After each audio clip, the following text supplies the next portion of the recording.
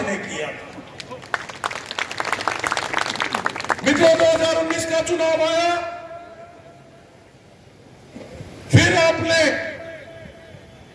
बहुत बड़े नेता के सामने डॉक्टर संजीव बालियान लड़े, आप लोगों ने खड़े होकर फिर चुनाव लड़ा।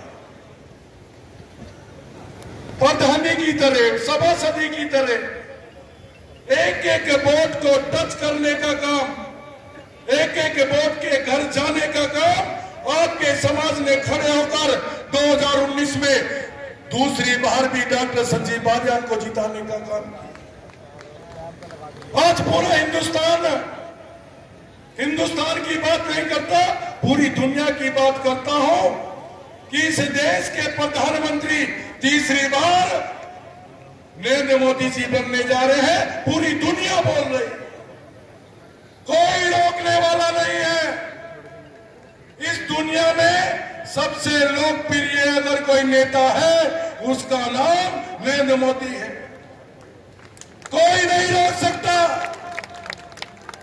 बहुत सारी बाहरी ताकतें, दूसरे देशों से आकर बहुत सारी ताकतें देश के प्रधानमंत्री को रोकने का प्रयास कर रहे हैं,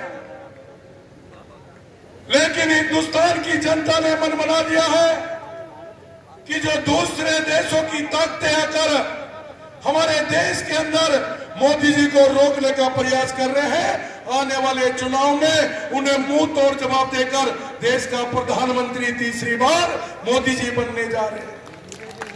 लेकिन मित्रों,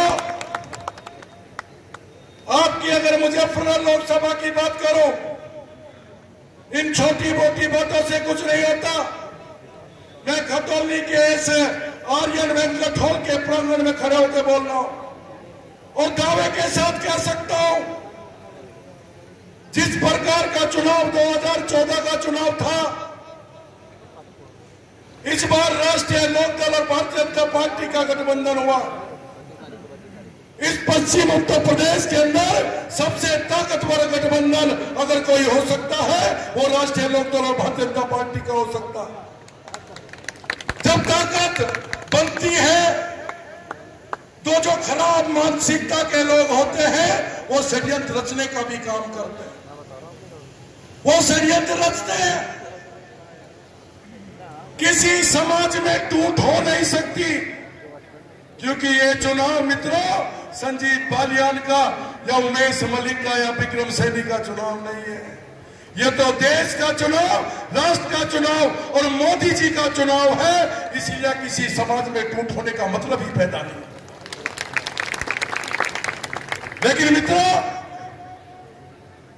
जिनकी खराब मानसिकता होती है, गठबंधन के बाद, ताकत बनने के बाद और पूरे पश्चिम उत्तर प्रदेश के अंदर 2014 जैसा चुनाव आपके मुजफ्फरनगर लोकसभा के अंदर जिस तर्ज पर, जिस उत्साह के साथ 2014 का चुनाव हुआ था, उसी तरह का उत्साह जनता और समाज में देखने के बाद कुछ लोग जिन्हें केवल ये षड्यंत्र रचना है और षड्यंत्र रचकर जो खाई हमारे बीच से, जाति बिरादरी की खाई, हमारे बीच में जो जहर पहले सपा की सरकारों में, बसपा की सरकारों में जो नेता लोग केवल हमारे बीच में जहर घोलकर राजनीति किया करते थे, देश के प्रधानमंत्री मोदी जी ने आने के बाद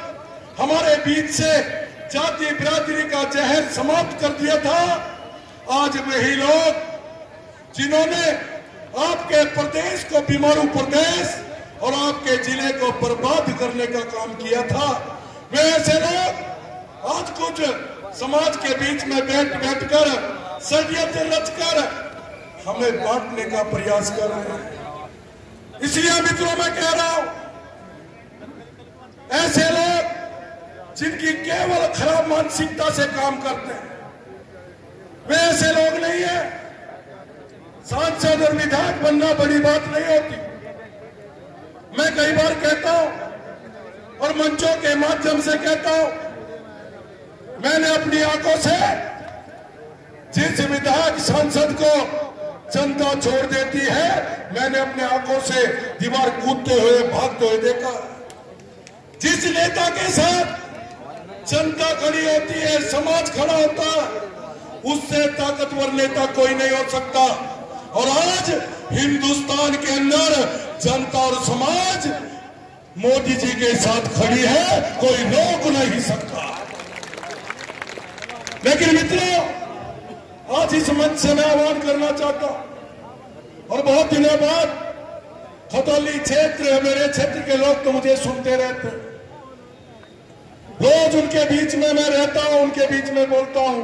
और इधर बुढ़ाना क्षेत्र के बहुत सारे लोग, मेरे भाई सुधीर इधर बैठे हैं, एक बार सब भारत माता का नारा लगा के संकेत देने का भी काम करें। लेकिन आप लोगों को मैं कहना चाहता हूं कि इस बार हमें एकजुटता होकर दूसरे समाज को, अपने समाज को एक साथ लेकर, जो लोग समाज के बीच में षड्यंत्र रचकर हमें जाति बिरादरी की दोबारा से राजनीति करना चाहते हैं, आने वाली 19 तारीख को एक तरफा डॉक्टर संजीव बालियान को आशीर्वाद देकर उन्हें मुंह तोड़ जवाब देने का काम करेंगे। ये मैं आह्वान करना चाहता हूं। कैसा वातावरण है आज आपके जिले का? वातावरण कैसा है? जिस जिले के अंदर कुछ राजनीतिक लंबरदारों ने ऐसी ऐसी राजनीति की है कि आपके जिले को बदनाम करने का काम किया,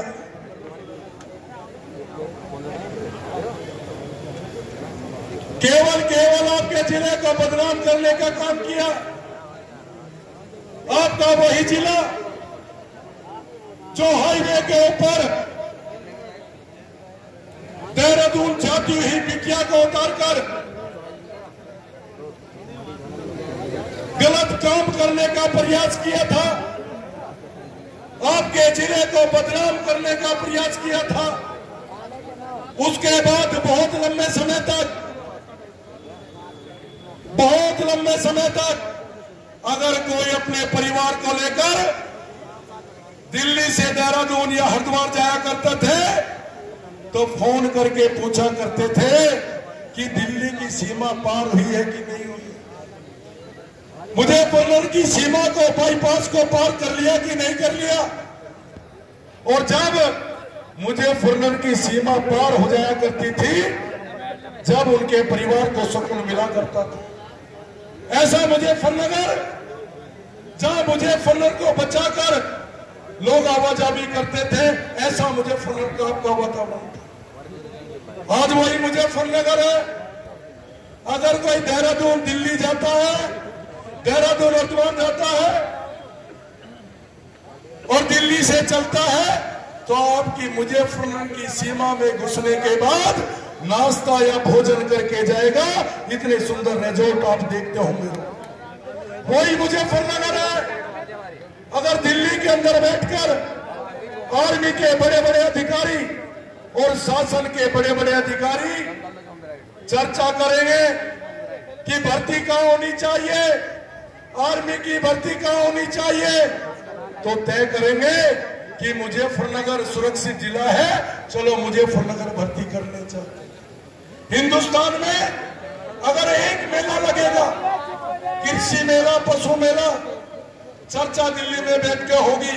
और चर्चा यह होगी कि एक मेला लगना है पूरे हिंदुस्तान में, कहां लगाया जाए, तो चर्चा में तय होगा सबसे सुरक्षित जिला मुजफ्फरनगर जिला है, चलो मुजफ्फरनगर चले, वहां पे कृषि मेला, हमारा पशु मेला लगेगा। आज आपके मुजफ्फरनगर की छवि निकली है, आज पूरे उत्तर प्रदेश की छवि में निखार आया।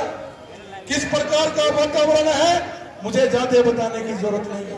इसलिए भाइयों, आपके आशीर्वाद से हमेशा 2 बार डॉक्टर संजीव बालियान भारतवर्ष की सबसे बड़ी महापंचायत के सदस्य आप लोगों के आशीर्वाद के कारण बने। इस बार भी एकजुटता का संदेश देते हुए, और मैं ये भी कहता हूं माइक के ऊपर, वे सब बेकार के लोग होते हैं। अभी राजपाल सैनी जी कह रहे थे कि ऐसी बातें करनी भी नहीं चाहिए। अगर कोई व्यक्ति पार्टी के नेता के ऊपर इस प्रकार की बात कहता है कि मन से नहीं लग रहा है, अपने आप को टटोल के देख ले, वो मन से लग रहा है कि नहीं लग रहा है। पार्टी के तो मान सम्मान और प्रतिष्ठा का चुनाव, वो बेकार की बात है। ऐसी बातें नहीं होनी चाहिए। पूरी भारतीय जनता पार्टी लोकसभा मुजफ्फरनगर डॉक्टर संजीव बालियान बहुत ही ताकतवर गठबंधन राष्ट्रीय लोकदल और भारतीय जनता पार्टी के संयुक्त प्रत्याशी डॉक्टर संजीव बालियान को आने वाली 19 तारीख में एक तरफा दूसरे समाज को भी अपने गांव में साथ लेकर उनको भी अपने बातों में प्रभावित करके, अगर कोई विपक्ष का भी है उनको भी अपने साथ लेकर चलना है। और मैं तो ये कहता हूं कि बहुत सारे गांवों में पिछले 10 सालों से जो भी चुनाव होता था वो बूथ के ऊपर लोकदल और भारतीय जनता पार्टी आमने सामने लड़ती थी बहुत सारे गांवों में। लेकिन मित्रों, इस गठबंधन के बाद गांवों का वातावरण भी ठीक हुआ है और जो आमने सामने हम लड़ाई झगड़े किया करते थे वो भी गांवों से समाप्त हुए हैं और जो आमने सामने संघर्ष हुआ करता था वो संघर्ष भी समाप्त हुआ। इसलिए मैं हाथ जोड़ के आग्रह करना चाहता हूं, आप ही के आशीर्वाद की जरूरत है, पूरे समाज के आशीर्वाद की जरूरत है। आने वाली 19 तारीख को 2014 की तर्ज पर भारतीय जनता पार्टी के डॉक्टर संजीव बालियान को आशीर्वाद देकर जो लोग षड्यंत्र रचने का काम कर रहे हैं उन्हें मौत और जवाब देने का काम हम सब लोग मिलकर करेंगे। आप लोगों का बहुत बहुत धन्यवाद। जय हिंद, जय भारत। बहुत बहुत धन्यवाद आदरणीय उमेश मलिक जी। बोले भारत माता की। हमारे बीच में हमारे लोकसभा के प्रभारी आदरणीय नीरज शर्मा जी पधारे हैं। मैं उनका स्वागत करता हूं और निवेदन करता हूं कृपया मंच पर आकर अपना स्थान ग्रहण करें। आदरणीय नीरज शर्मा जी।